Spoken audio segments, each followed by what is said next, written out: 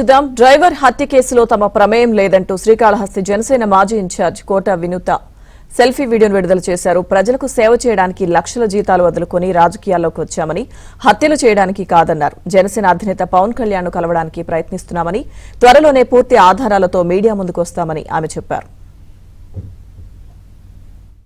నేను మీ వినూత కోట, తెలుగింటి ఆడబిడ్డగా మీడియా ద్వారా రాష్ట్ర ప్రజానికానికి, శ్రీకాళహస్తి నియోజకవర్గ ప్రజలకు, నాతో పనిచేసిన మా జనసైనికులకు కొన్ని విషయాలు తెలియజేయడానికి మీ ముందుకు వీడియో ద్వారా వస్తున్నాను.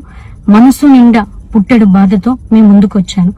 మేము చేయని తప్పుకి మేము జైలుకు వెళ్లినందుకు కూడా నాకు బాధ లేదు, కానీ మేము చంపాము అని మీడియా ఛానల్లో ప్రచారం చేయడం నాకు చాలా చాలా చాలా బాధ వేసింది.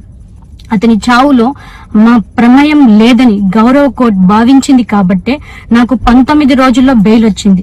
సబ్సిక్వెంట్లీ 1 నెలలో మా అందరికీ బెయిల్ వచ్చింది. మేము ఫారెన్ లో లక్షల జీతాలు వదులుకొని రాజకీయాల్లోకి వచ్చింది ప్రజలకు సేవ చేయడానికి, కానీ మనుషుల ప్రాణాలను తీయడానికైతే కాదు. అలాంటి మనస్తత్వం మాది కాదు. ఈ కేసులో మాకు ఎలాంటి సంబంధం లేదని గౌరవ కోర్టులో మేము నిరూపించుకొని క్లీన్ చీట్ తో తప్పకుండా ఈ కేసు నుండి బయటకు వస్తాం. ఈ కేసు చెన్నై కోర్టులో విచారణ ఉన్నందున నేను ఈ కేసు గురించి ఇంతకు మించి మాట్లాడకూడదని మా లాయర్లు నన్ను సూచించారు. మేము ఏ తప్పు చేయలేదు. నిజ నిజాలు ఆ దేవదేవుడికి, శివయ్యకి తెలుసు. ధైర్యంగా పోరాడతాం.